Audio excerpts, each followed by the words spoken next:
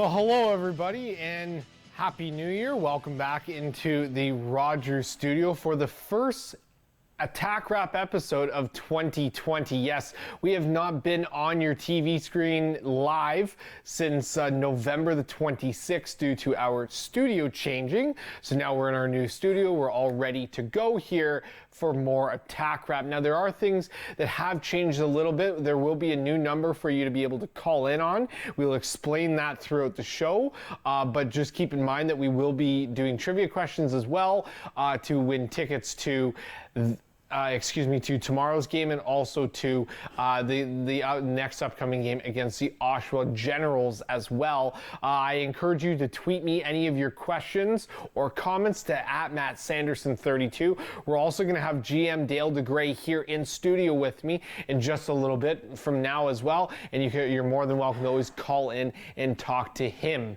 as well. So without further ado, let's get underway and jump into this first edition of Attack Wrap in 2020. And we'll start with the OHL On the Run Player of the Week, and it comes as Oshawa Generals forward.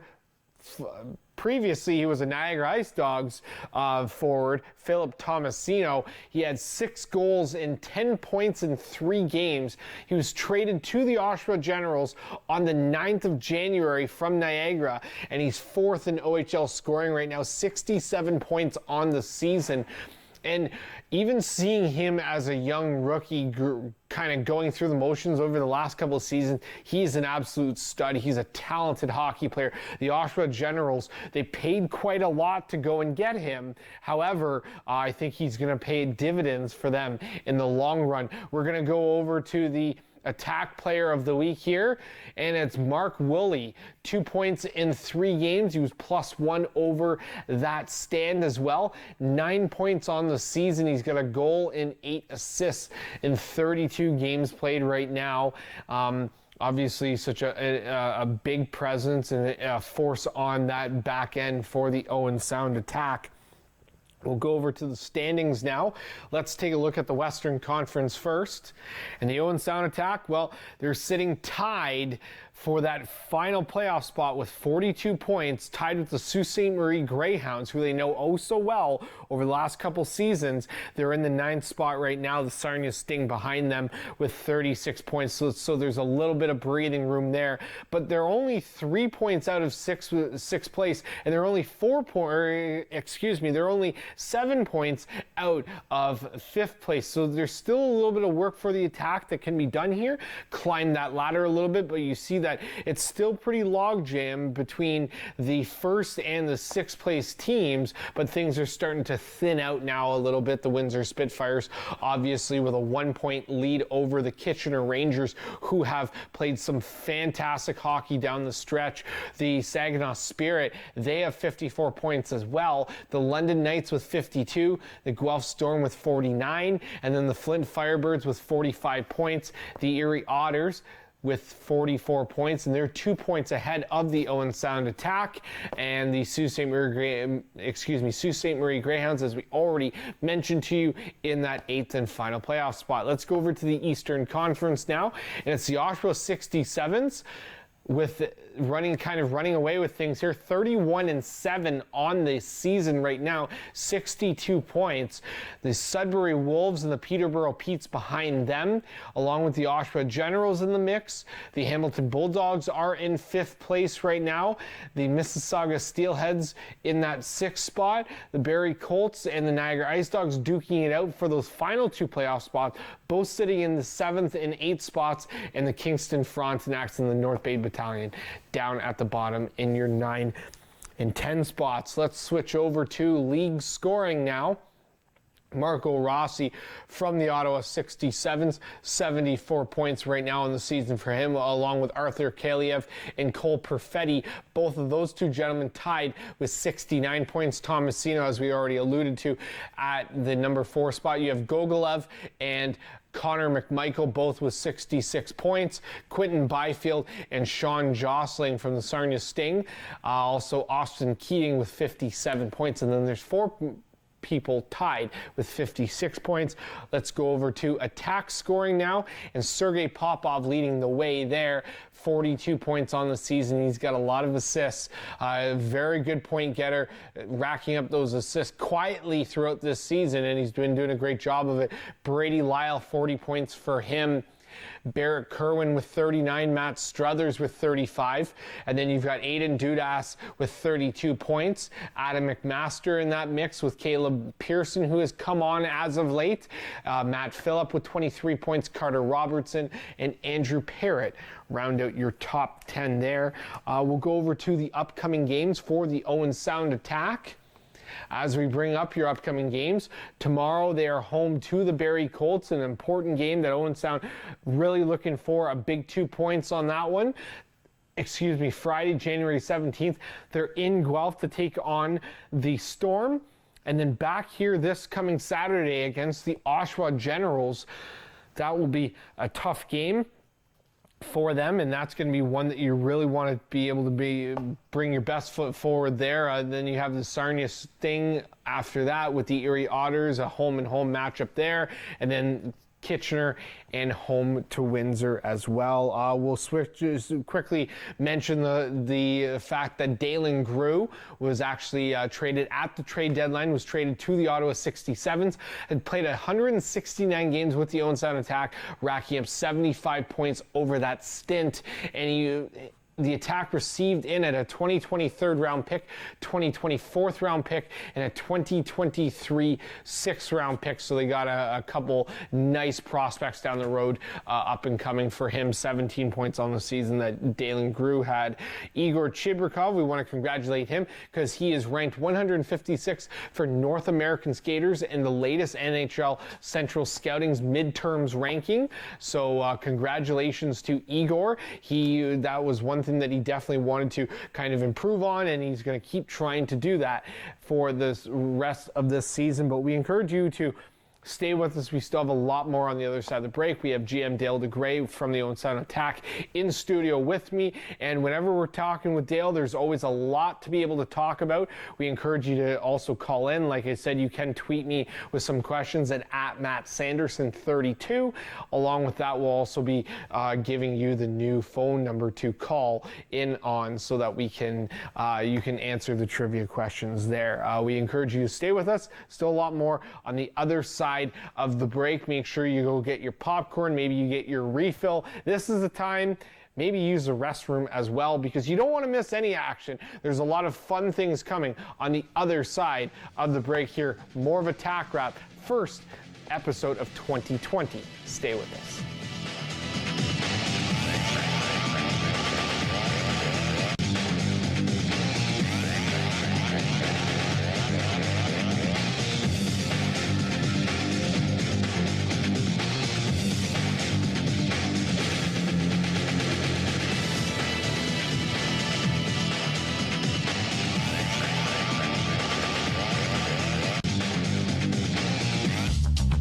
This program is brought to you by Ignite TV.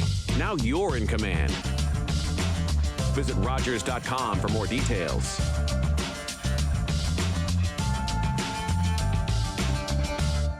We're here for you and your wife.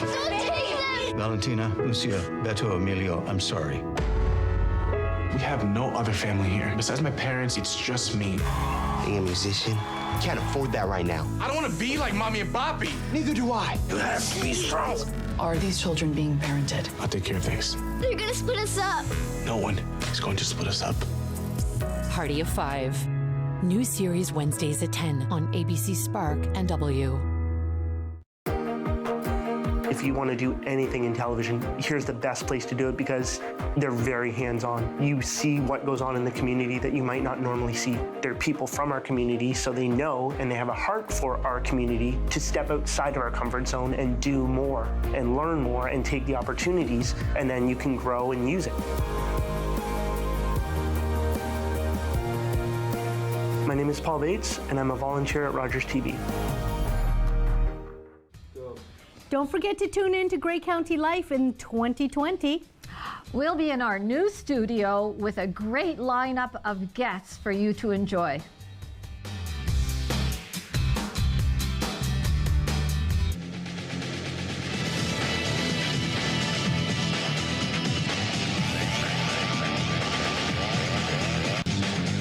And welcome back, everybody, inside of the Rogers studio. We want to thank you for joining us once again. In studio with me, GM Dale DeGray from the Owen Sound Attack. Dale, thanks for joining us. Like I said, anytime. I know it's always a lot of fun. We always have a lot to talk about whenever you're on the show. We'll kind of jump right into things with busy kind of season overall for you. First of all, how'd your holidays go? I know you had a lot of hockey you had to watch, but did you have time to kind of put your feet up? Yeah, for a little bit. You get, as soon as we quit, but as soon as Christmas comes, it's you jump right into the Toronto Marley tournament, and there's, if I remember correctly, I think there was 52 teams, so you're busy for about 4 days. It's go, go, go. You probably watch, I don't know, upwards of 35 games, and you really try to concentrate on the kids you really want to see and get a real good feel for what they're about. I know you obviously can't mention any names, but is there a couple players that you noticed from that tournament that you kind of got your eye on? Yeah, you know what? There's some good kids. There's a few high-end kids. Yeah. I wouldn't necessarily say it's a huge crop of incredibly talented kids like franchise type players.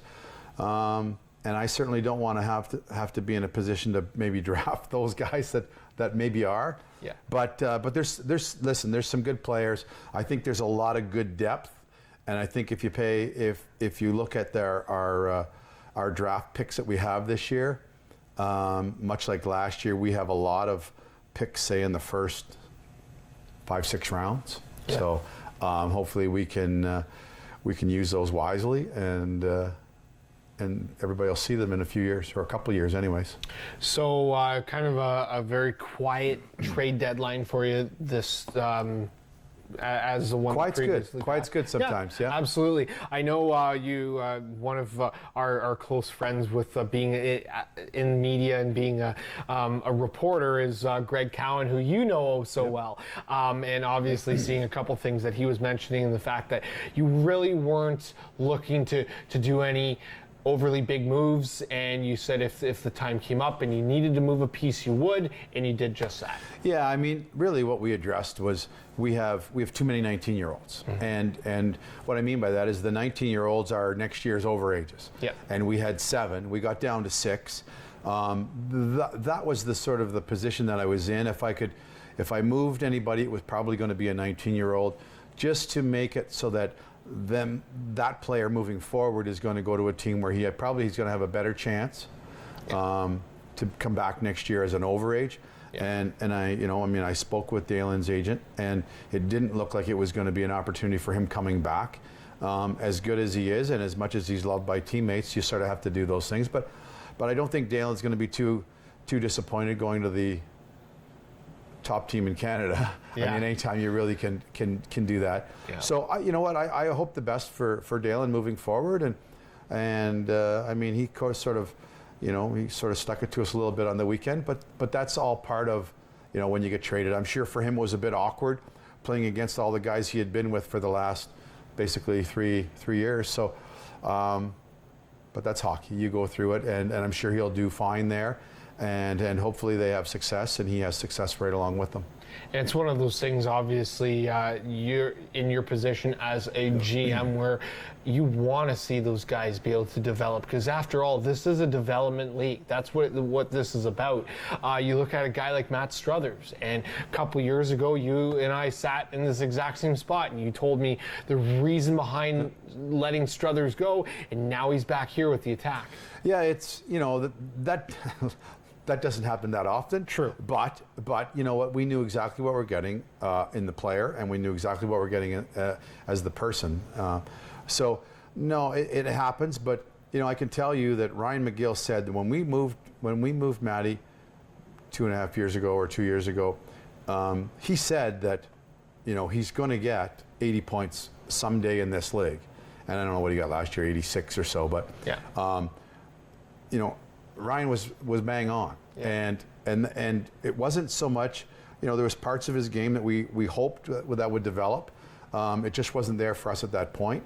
We moved him along, and it was a great thing for him. So now we know who he is. We know everything about him. You bring him back, and And you know, our expectations for Matty is for him to carry on where he left off in North Bay, and start doing that here. When you look at a guy like him, and obviously we'll chat with Matt Struthers when he's on the show next week with us, but when you see his development, and he was in North Bay with a guy like Justin Brazeau, who he even believes, just chatting with him, it helped develop his game so much.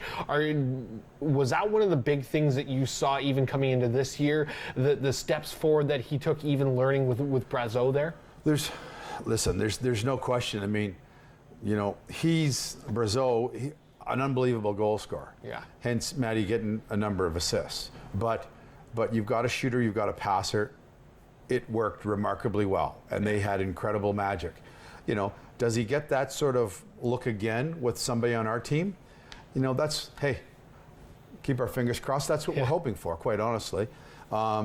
He's a heck of a player. So it's a matter of trying to find his groove with a line and trying to make that happen. But there's no doubt in my mind they both helped each other last year, and it was, you know, for both of them, maybe it was lightning in a bottle, and but boy, they were magical together. Absolutely.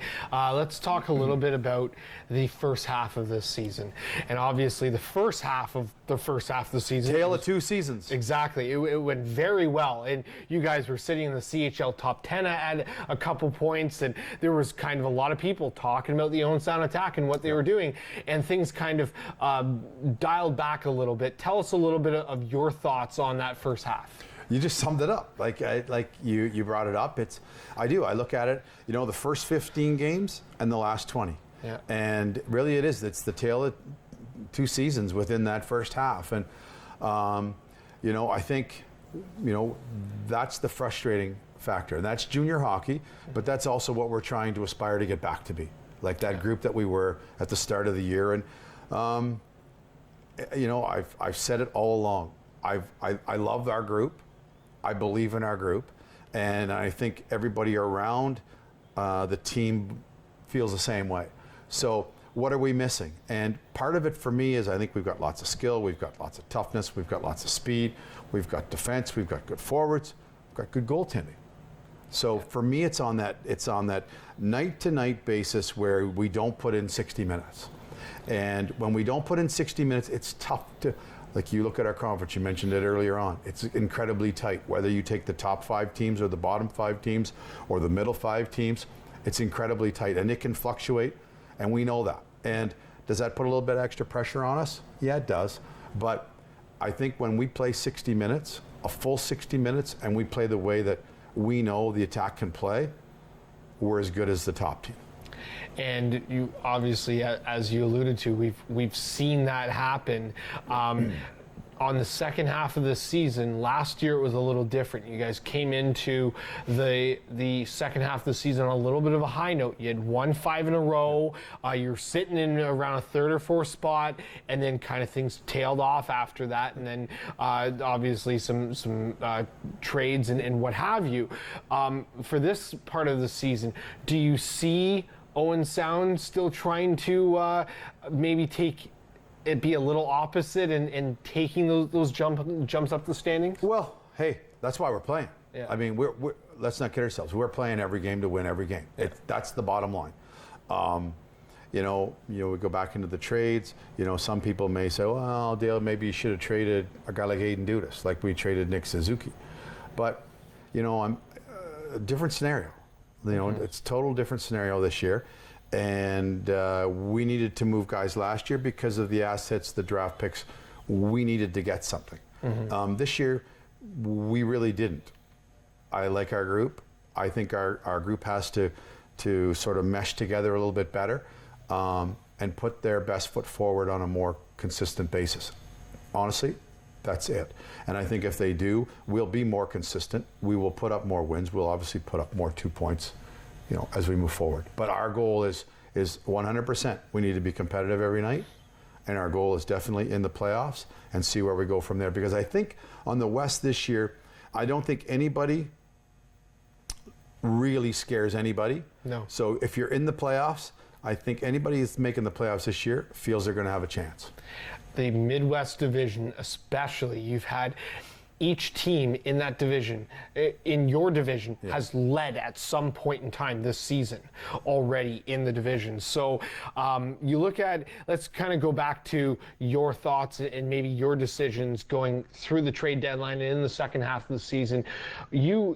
When is a fine line for you in your mind, or kind of when do you start gauging things throughout the season on when you want to be a seller or when you want to be a buyer? Because like you said, somebody even mentioned, why not move Brady Lyle as well?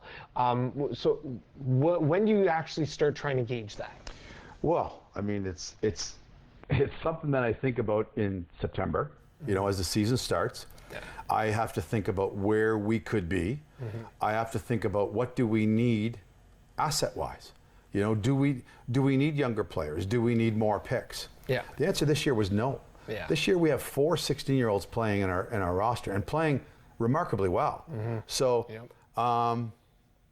the future's bright. So and I know that in that age group we've got some kids that aren't even with us that will probably be here next September.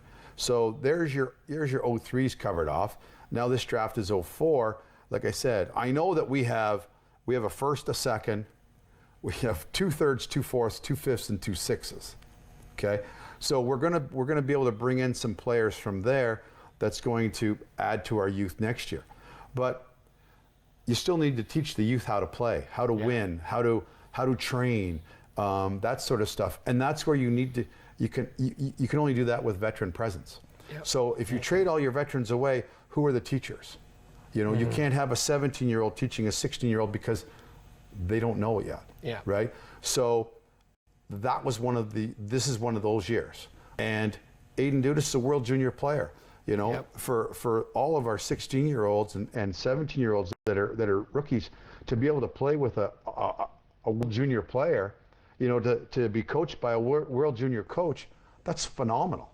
You don't get those opportunities, so we can't miss those opportunities. For sure. Those are teaching moments that our kids hopefully grasp and are able to move forward and grow with it so that they're better. If they get that opportunity, then they'll know why they're staying with us. And the nice thing about that too is especially when you're on the World Junior stage, you see it in a guy like Aiden Dudas who, it so well. From the drop of the puck in the beginning of the tournament, he never let up. But could you even see another gear from him come out and start to flourish in the second half of the season, even from what he's accomplished already in World Juniors? Yeah, I mean, I look at Aiden, and anybody that watches us play, Aiden is an incredible engine, right? As he was at the world stage. But, there's normally you see a little bit of a hangover, the world junior hangover. Mm-hmm. Now that we're back home, I do suspect that that's going to happen. And, he's our leader for a reason. Yeah. So for him to come in, he needs to be a take charge guy. And, some nights he's going to be asked to put the team on his back. But we're not going to ask anything of him that he's not capable of doing, right? Exactly. He's one of those guys. It'll be interesting to see, he's captain for a reason. This is his team. Let's move it forward. Yeah. I want to just take a handful of these players here and let you chat a little bit about them. An interesting player to me and how well he's played, and I think he's kind of just been overlooked by not only the Ontario Hockey League, but kind of maybe a lot of people that even watch this attack team, and that's Sergey Popov. He's been having a remarkable season, 34 assists on the year, 8 goals. He knows how to create plays, and you picked him up only for a 5th-round pick last season. 5th or a 6th? I think it was a 5th. I think it was a 6th. Was it a 6th? It probably was a 6th then. Regardless. I'll do that every year. I would do that pick every year. Yeah, absolutely. And look at him now. He comes from a place that he might not have had much opportunity to a spot where he's shining. Yeah, look, Pops, it's phenomenal. We watched him in minor midget. Yeah. Tremendously skilled. He went to Kingston, played. That was the year Kingston was very good and pushed to try to, win it all. Yeah. They came up short. They moved him to London, didn't play a whole lot in London, and even came back and he was what I call over-recruited, or recruited over, and then he was sort of pushed back to a third, fourth line role. So really still didn't get another opportunity. Second round pick to Kingston. Look at our reports on him from our scouting him. Was a no-brainer. Yeah. London had too many players at that point. They needed to move him out. And I tried to do it again this year, tried to see if they were going to move out a couple of guys that I had my eye on. Didn't happen. Yeah. But incredibly skilled.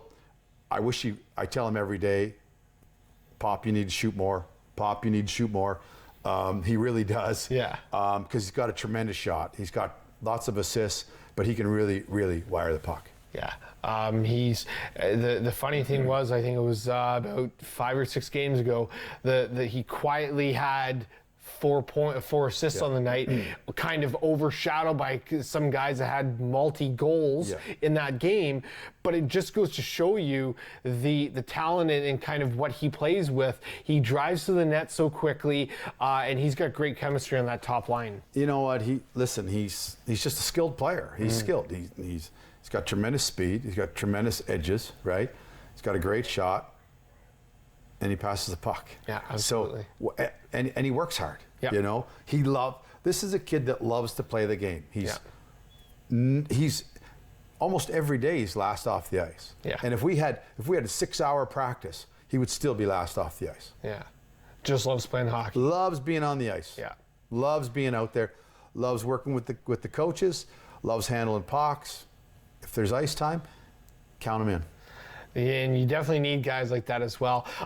So I'm actually going to throw out our first trivia question here. But before that, let's grab the number that you need to be able to call now on here. Basically what it's going to be, we encourage you, when you do so, kind of make sure that your TV is turned up a little bit. We're going to have this playing through on speakerphone so that Dale and I can hear it. But then in order for you to hear us, your best bet is to maybe turn up the volume on that TV there. My producer, Mark Perry, I'm going to just get the number from him here in a moment.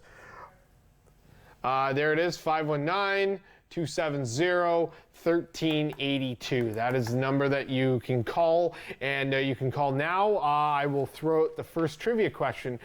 Producer Mark Perry, please bring it up. Who has the Owen Sound franchise record for best plus-minus in a single season? I'll give you a hint. He's a very well-loved player, and he was on this team for a period of time last season as well. I'm pretty confident you know who that is. You without saying the name of the individual, he's such a huge role guy with how many plus-minus points he had. Well, and I'm going to be honest with you, I'm not sure, because it could be a couple of different guys, but hey, when they keep plus minus for a reason. Yeah. Because if you're a 100-point guy and you're minus 12, that's not so good. Yeah. Like, it's not so good. But when if you're an 80-point or a point a game guy and you're minus 40 or you're plus 40 or plus 30, that's phenomenal. Yeah. So I know it can be skewed a little bit depending on who you have to play against all the time. Yeah. But that always comes into account when you're the manager or the coach is watching them play. Exactly. But it's sort of one of those stats that your team or hockey people really look at and go, that's impressive. Or on the negative side, ooh, that's impressive. Like, to wear the green coat and be minus 25 or 30. Absolutely, yeah. Okay, so let's quickly throw this trivia question up here one more time. Just get another quick look for our viewers. Who has the Owen Sound franchise record for best plus minus in a single season? A great spot is Hockey DB or Elite Prospects. They have a lot of information that you need to know on basically any of these teams. So kind of start Googling away, and the person that wins this trivia question will actually win a pair of tickets to tomorrow night's game against the Barrie Colts. We only have about a minute here before we go. I want you to quickly Excuse me, I think we have about 30 seconds, so I'm going to hold this one until after the break, and then we can come back here, Dale. So we encourage you, everybody, to please stay with us. Still a lot more on the other side of the break, and get those phone lines ringing. 519-270-1382 is the new number for you to call, and that's the one where you can get a hold of myself and chat with GM Dale DeGray here, who's always looking forward and willing to answer questions from the public. So stay with us. Still more on the other side of the break here on Attack Wrap.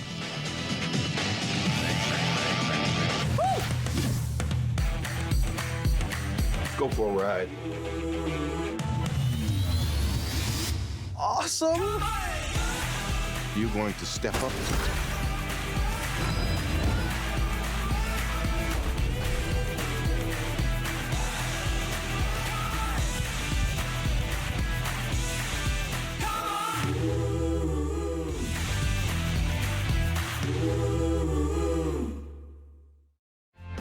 Family, it's just extremely important. People move around. Connected for Success has just made it so much easier.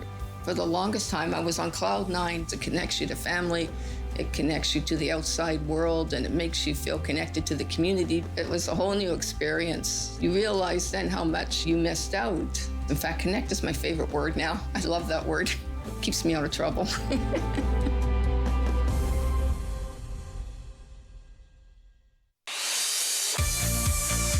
Hi, I'm Sharon Skelly, host of Community Close-Up. Please watch us every week here on Rogers TV.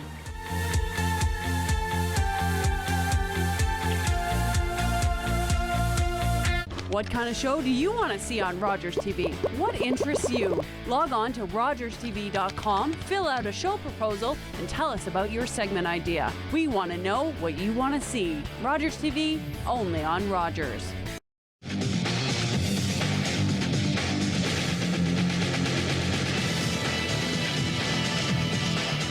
And welcome back, everybody, inside of the Rogers studio. More of Attack Wrap alongside of me, GM Dale DeGray. Dale, let's chat a little bit about big defenseman Igor Chibrikov, and congratulations to him with his ranking of 156 in North American skaters for the Central Scouting. He seems like a guy he's really adamant on trying to improve himself every single day. You know what, Igor has been the one thing he's struggling with is putting weight on. Yeah. Like, that's the only thing. I mean, he is a big young man, and he's going to be a much bigger young man as he moves forward and matures into his body. But you're right. He works on his feet. You know, he works on his passing. He works on his shot, and he keeps his game fairly simple. That is incredibly effective. Yeah. And you know, as a defenseman, as an ex-defenseman, coaches are sitting there going, okay, how do you not play this guy? Yeah. Because he is so, I don't want to call him mistake-free, but he's close. Do you know what I mean? Yeah. And it's just, when you do the right things, you play the right way, you earn the trust of your coaches. And that's the big thing. I don't care if you're here or in the NHL. If you earn the trust of your coaches, they're going to play you. Yeah. And if you do happen to make a mistake, then all of a sudden it's almost like you've got chips, and you can hand that chip back to the coach.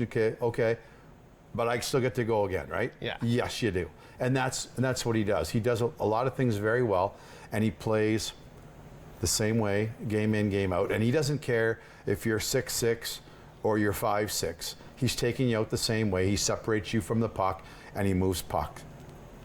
Incredibly effective. The one thing that I have seen from him a lot more this season than last year was even his offensive presence, really getting into the opposing zone, creating those difficult matchups, and hey, he's got 4 goals in the season. Yeah, you know what? It's funny because he's such a big guy and he uses such a long stick.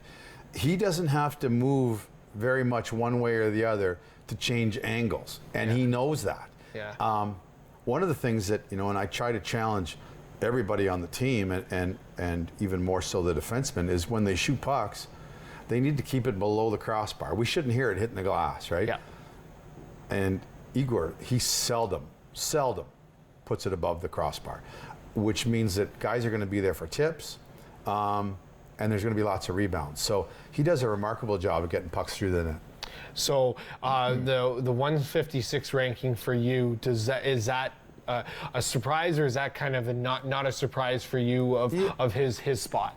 Yeah, not really a surprise for me. And I won't be surprised. I won't be shocked if it moves up a little bit, or he maybe goes a little bit earlier than that sort of a number. For sure. But it's it's hard to say. I don't see the West. I don't see the Quebec League, and I certainly don't see everybody in Europe. I just know what he's at, where he's at. I know that the NHL still like good-sized defensemen with good feet and a good stick. With the ability to pass, he sort of suits that mold. Absolutely. So let's switch over to some of these young rookies, and you touched on it earlier. I think that this is the first time in the last couple of seasons, since I've been covering this team, where we've actually seen a handful of rookies really contributing. You kind of see it around the OHL, where you hear so-and-so's putting up 30 or 40 points in their rookie season. You didn't really get overly too much of that over the last couple of years until this season. And then you have a guy like Ethan Burrows, who's really stepped into the mix. Denny Gore's playing very well. The list goes on and on. Yeah, no, I mean, if you put Josh Szymanski in there as a 17-year-old rookie, you put Sam Sedley in there as a defenseman. I mean, points aside, these kids can play the game, and it's incredibly exciting, for us, for the fans moving forward. I think they should hold them all accountable and expect a lot from these guys, because I know how the coaches talk about them on a day-to-day basis when they're on the bench, when they're on the ice, and it's really favorable for them moving forward. And they've done a great job, like right from day one. You look at maybe Caleb Lawrence at the start wasn't really one of those guys. But look at him now. Yeah. He's been given an opportunity to play a little bit more. He's welcomed the opportunity, and he's making the best of it. So you take those 4 16-year-olds, and you take Josh Szymanski as a 17-year-old, who I think is a remarkably gifted player. I think the future looks pretty good. You look at a guy like Ethan Burrows, and it's funny with Burrows' story and how he even got to this team. And it was basically, if I'm not mistaken correctly, it was one of the second-round picks that I think you got for Hancock, I believe, or Phillips, one of the two. No, it may have indirectly. I had to trade for it after the fact. I may have used one of those picks to acquire the 29th overall pick in last year's draft. Correct. Quite possibly. And he was the guy that you'd picked in that spot. And now look at him. It kind of seems like everything's come full circle with the moves that you've made last season to even having a productive player like him early in the second round. Yeah, and you know what? You're right, because to me, that's, you look at. And hey, I took a little flack for moving what I moved last year, but that's okay. That's that's the way it goes. But you have to take, you look at the players we brought in, how they've integrated into what we're doing, and you look at for instance, Ethan Burrows as that pick from one of those picks that we were able to acquire through those moves. He's in our lineup, contributing right now as a 16-year-old. I always say, let's wait and see where they're at 18. I think he's going to be a special player for us. He's going to be a scorer. And it's funny because you mentioned earlier in the year when we chatted with you, Sam Sedley, and you said that he was a young Sean Durzi, already kind of developed. We're starting to see more and more of that nature in him. Is that one player where you're kind of looking at and saying, man, I'm glad I got him? Well, it's how can you not think that, right? And I think, listen, we see the kids in minor midget. We know what we see, and our staff, we decide where we're going to select guys or which player we're going to select. Sometimes it takes the coaches a little longer to endear themselves, or for the players to endear themselves to the coaches, because they haven't seen them all the year before. Yeah. Do you know what I mean? They might get to the OHL Cup, maybe they see them in a game or in a period or something, and then they don't see them until they come to our camp if we do select them. But hey, he came to camp. He forced us to keep him. That's the sort of story you want in junior hockey. You know, we had no expectations for Sam Sedley to stay here at the start of the year. But credit to him and his abilities and how hard he worked and how hard he does work, we couldn't send him home. Quite honestly, that was the case. We could not send him home. And every game that he's played, every opportunity he's been given, he's making the best of it. I think he's got tremendous offensive thought process. And he is willing to try anything at any time. And what I really like and what the coaches have really come to find remarkable is that there's a 16-year-old that's willing to do that. But if it blows up on him, he works equally as hard to try to recover. And you know, he'll try it. If it doesn't work, he's recovered enough to probably earn himself another shift. Let's go behind the bench now, and let's discuss the three coaches. Obviously, Alan Letang. Let's talk briefly a little bit. Obviously, congratulations to him as well for a World Junior victory there. How much of how important was his role to Team Canada? Because I think a lot of people don't understand the influence he had on that team. Yeah, you know what? It's a well, you're not on the bench. Yep. So first off, everybody's like, well, why would he go? Yeah. Do you know what I mean? But in coaching, in getting opportunity to be around that sort of level of coaching, that level of expertise as far as Hockey Canada goes, you can't pay enough for it. And the only way to get it is to be there and be a part of it.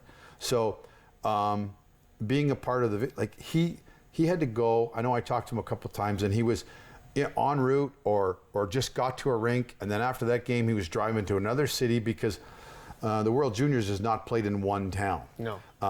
So you go from town to town to watch and you know, accumulate video, and then you break it down, and it helps the coaches that are on the bench figure out how are they going to play, how are they going to try to beat that team that they're going to play against. Yeah. You know what? To me, it sums it up. They lost one game. They lost one game to Russia, and they turned around, learned from it, and beat them in the game that mattered. Exactly. Do you feel this experience, even though he is already such a veteran coach in the Ontario Hockey League, do you think this kind of experience even helps him with his coaching style going forward? 100%. Yeah. I mean, you know, he was able to work under Ryan McGill for a few years. Now he gets to coach with the Hunters, right? And that Hockey Canada staff. Every opportunity he gets is going to help him become a better coach. For sure. Which is going to, in turn, help us become a better team. Yeah. That's why I feel it's my job to let our guys, whether they're players, coaches, or trainers, whatever, they need to experience Hockey Canada. It's a great program. It's one of the best in the world for our age group. Until you move on and you get to the NHL or wherever it might be. But it's a tremendous opportunity for any of our guys at this level to take in. Let's take a look now at Joey Hishon and Jordan Hill. Obviously did a pretty good job while Alan Letang was away. Tell me a little bit about them being assistant coaches on the staff and your thoughts on their coaching style and what's really helped maybe make this team a little bit better because of them. Well, I mean, the one thing we didn't have, I'll use Hish, we didn't have a forward presence. Mm-hmm. You know, it's always been defense. I don't know why that's worked out like that. It just has. Yeah. But you know, I think anybody that's watched the Owen Sound Attack for any length of time, they know Joey. He's was an incredibly gifted player, and his thought processes. You don't teach that. Like, you either know what that's about or you just can't play that way. Yeah. So that's today's kid. That's today's forward. They want to play the way Joey Hishon knows how to play. So the more he can teach them the little crafty things, the thought process, it's going to benefit the individual, which is going to benefit the team in the long run. Jordan Hill, defenseman, knows our league, right? Yep. He's had his ups and downs in his career. He's got lots to draw from. Defense. And it's a lot of the same, but just on the defense side of things.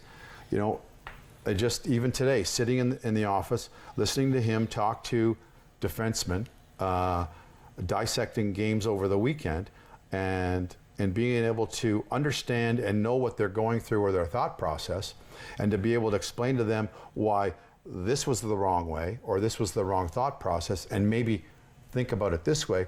It's easy to convey your message because he's been there, done that, and that's where you hope that the individuals as teenagers, they're willing to open their mind and their ears and accept the constructive criticism as help, so that they don't go out and continue on the other path, right? Yeah. So once again, back to those chips that I was telling you about. If they listen and learn and they don't do it, well, then the coaches will be handing out chips all day long, right? And then they can always hand them back. But and beyond that, the coaches, they all get along. Yeah.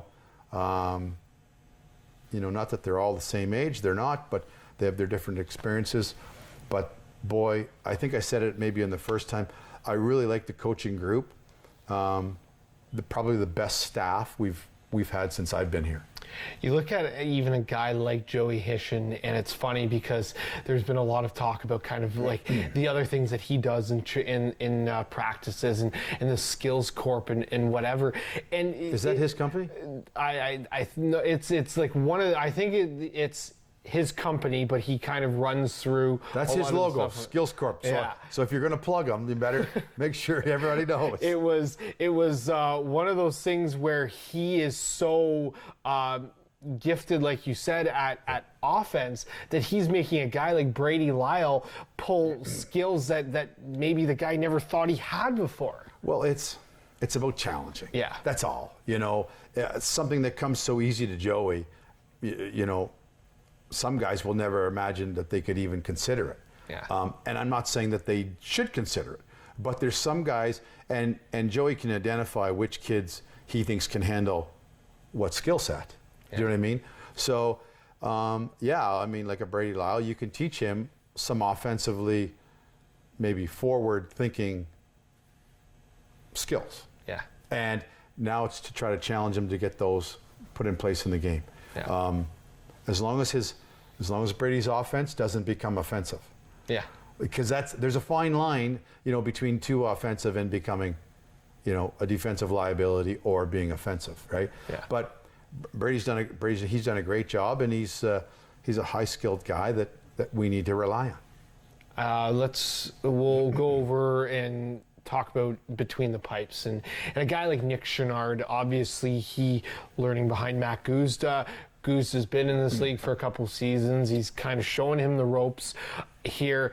Chenard seems like he's very, very intuitive already early on. He seems like he's dialed into these games early, and seems like he's going to be a good talent going forward. Yeah, our tandem, I think, has been outstanding for us. Yeah. And whether it's Mac or Nick, it doesn't matter. Nick's given us some good games, and we're hoping that between now and the end of the season, he can get in another handful of games to get his totals up to where he can feel when he goes home over the summer, he's got a good enough grounding underneath him that he comes back next year and pushes for maybe double the amount of games, Yeah. And, and then you look at Goose and you're going, he's been very good all year, like right from the get-go. Yeah. And outside of maybe a couple of games where maybe you would have liked maybe a couple of extra saves, he's a really good goalie, and he battles hard. And we talked about Popov. Mac, you can go out for goalie practice. He'll take 10,000 shots, and you often wonder, hey, get off the ice now. Get off the ice. But all he wants, more shots, more shots, more shots. And, you mentioned it about, being a mentor to Nick. That's one of the things that really Mac didn't have. Yeah. Mac didn't have the mentor when he was 16 to see what it was like and to be sort of helped by that goalie that should have been there for mentored. Should have been Michael McNiven.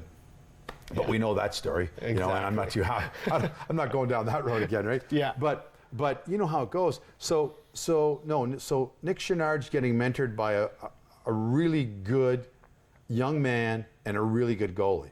It's only going to bode well for Nick as he moves forward. So in the second half of the season, you talked about the 60 minutes. If there's something else in this team that you'd like to see go forward, what would that be, seeing as you look at right now, Owen Sound's, you're tied with the Greyhounds for the final playoff spot, but you're currently sitting out of the mix, kind of in unfamiliar territory over these last couple of years. So you're asking me, what do we need to do better? Yeah. We need to score more goals. Okay. I think, in a nutshell, I think we defend well. I think we've got, I think we have the capabilities of scoring more goals. Yeah.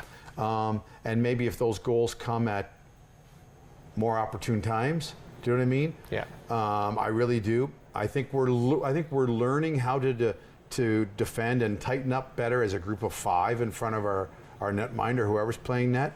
But I think we're there's no question we can be an offensive team.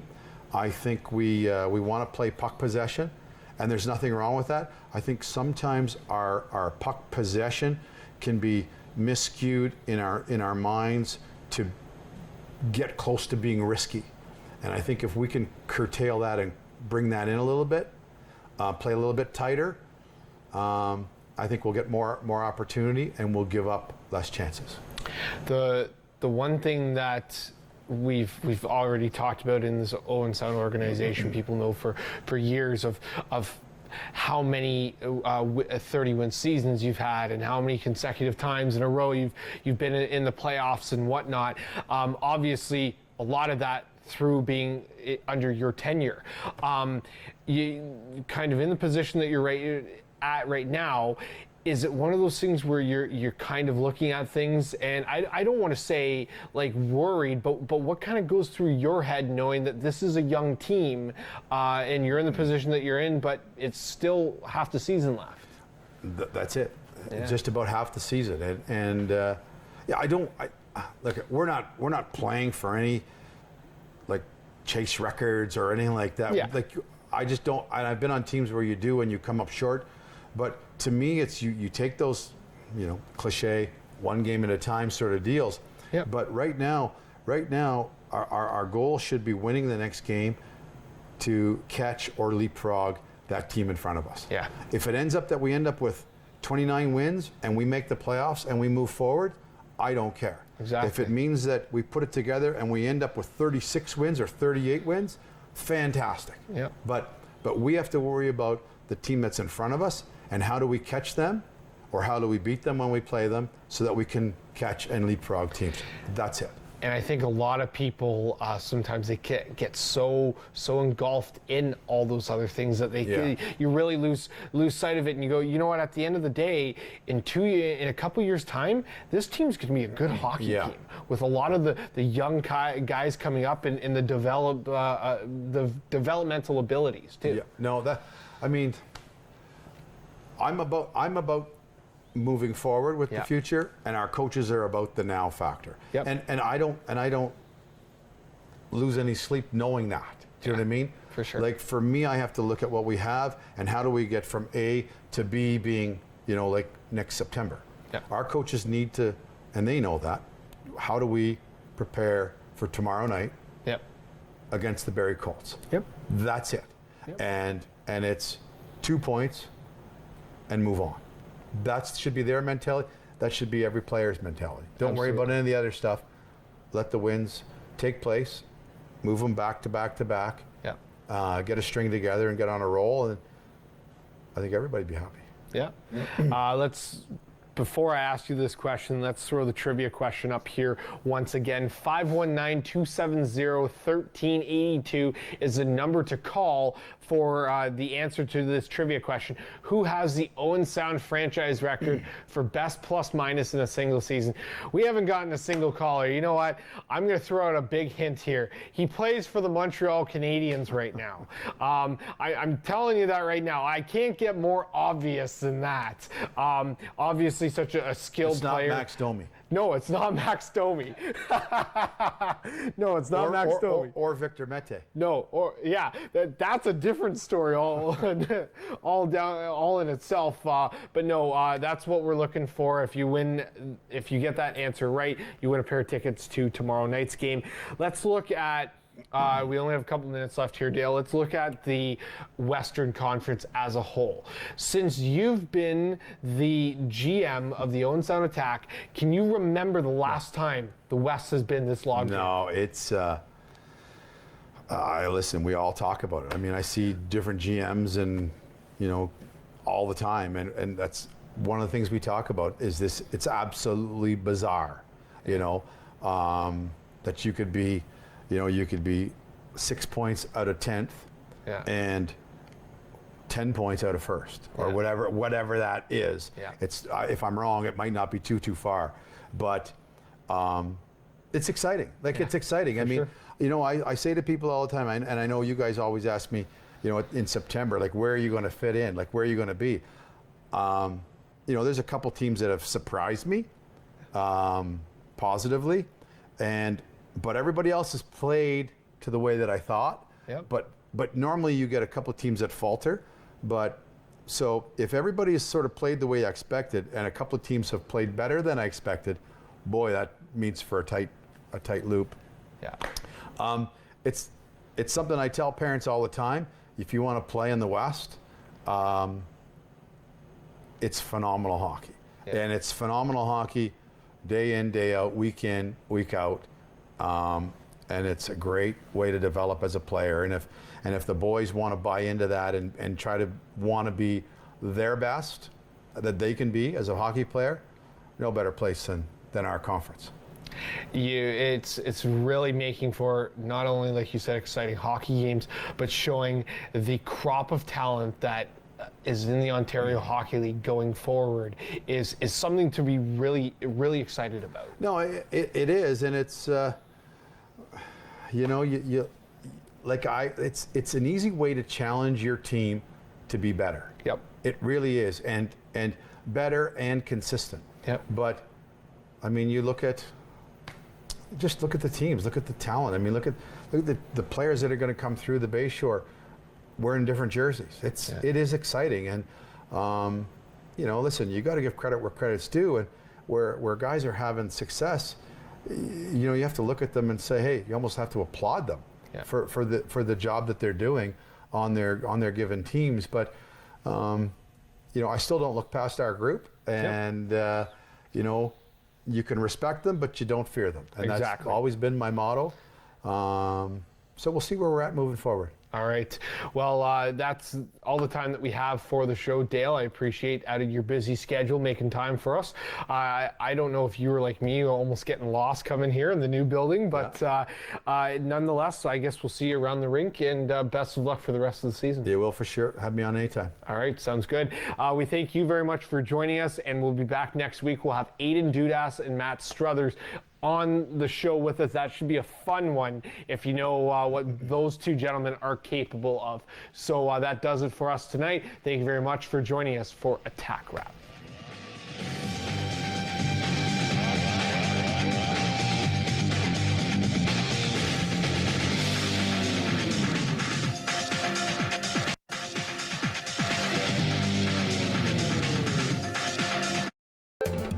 Call the Rogers TV viewer response line, email us, or connect with us on social media.